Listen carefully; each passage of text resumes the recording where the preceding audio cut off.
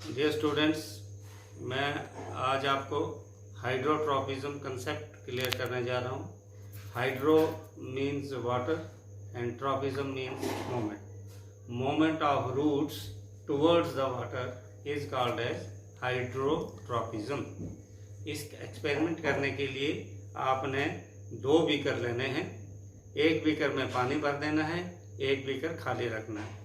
मान लो ये a beaker है और ये बी है, एक पानी से भरा हुआ एक खाली है।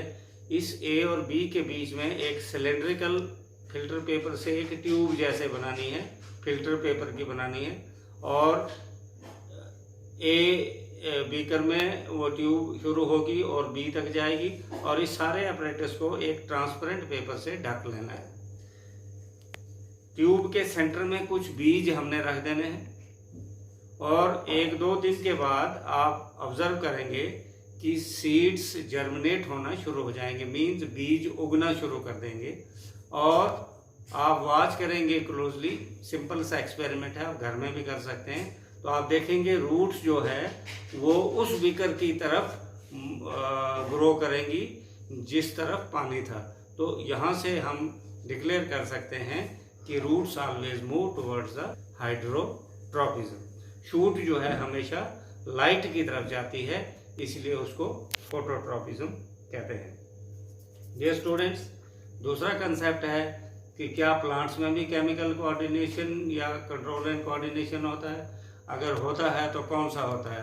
तो एनिमल्स में नर्वस कोऑर्डिनेशन और केमिकल कोऑर्डिनेशन होता है, लेकिन प्लांट्स में सिर्फ केमिकल कोऑर्डिनेशन होता है। और केमिकल कोऑर्डिनेशन हार्मोन्स की वजह से होता है। और हार्मोन्स क्या होते हैं? Hormones are certain chemicals which are produced naturally in the plant. ये खास किस्म के कुछ केमिकल्स होते हैं जो पौधे में ही प्रोड्यूस होते हैं, जानवरों में भी प्रोड्यूस होते हैं, लेकिन हम कोऑर्डिनेशन इन प्लांट्स की बात कर रहे हैं। तो प्लांट्स में मेजर 5 हार्मोन्स होते हैं जो कोऑर्डिनेशन में हेल्प करते हैं। बहुत सिंपल है, याद रखना। Auxins number 1, cytokinins number 2, गिबरलिन्स number 3, abscisic acid number 4 और इथाइलिन नंबर 5। इनमें से पहले 3 यानी कि ऑक्सिन्स, साइटोकाइनिन्स एंड गिबरलिन्स ये ग्रोथ सपोर्टर होते हैं और बाकी 2 एब्सिसिक एसिड और इथाइलिन ये ग्रोथ सप्रेसर होते हैं। ये प्लांट्स की ग्रोथ को रोक लेते हैं, सीड के उगने को रोक देते हैं वगैरह वगैरह। बाकी इनकी डिटेल फंक्शन डियर स्टूडेंट्स आगे वाले क्वेश्चन में हम करेंगे। What are the function of auxins, what are the functions of cytokinins, इसी तरह से गिबरलिन्स वगैरह इनकी क्या क्या फंक्शंस होती हैं। डियर स्टूडेंट्स, एक आम कंसेप्ट आप देखेंगे आजकल जो तरह तरह के नमक घरों में आ रहे हैं तो उसमें आयोडीन मिक्स किया जाता है। तो क्वेश्चन है कि सॉल्ट को आयोडाइज क्यों किया जाता है?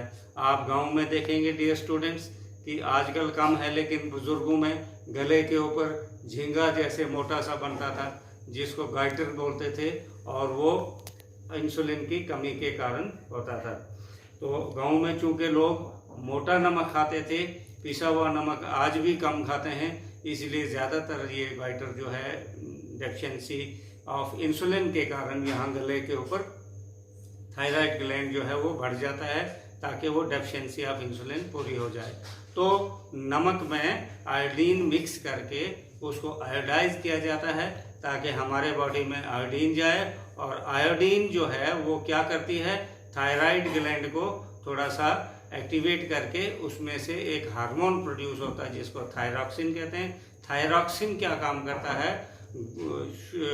शुगर को ग्लूकोज में चेंज करता है और ग्लूकोज को ग्लाइकोजन में चेंज करता है by the process of glycogenesis. अगर इंसुलिन की कमी हो जाए तो हमारे ब्लड में शुगर लेवल ज़्यादा हो जाती है जिससे शुगर की बीमारी लगती है, मधुमेह लगती है जिसको डायबिटीज़ भी कहते हैं। तो बहुत से लोगों को फिर इंजेक्शंस भी लगाने पड़ते हैं इंसुलिन के। इसलिए नमक को आयोडाइज किया जाता है। तो डियर स्टूडेंट्स, आज हमने कंसेप्ट किया hydrotropism with the help of experiment और how the coordination takes place in plants, और दूसरा why the salt is iodised. I hope you have properly got it, and if you have any problem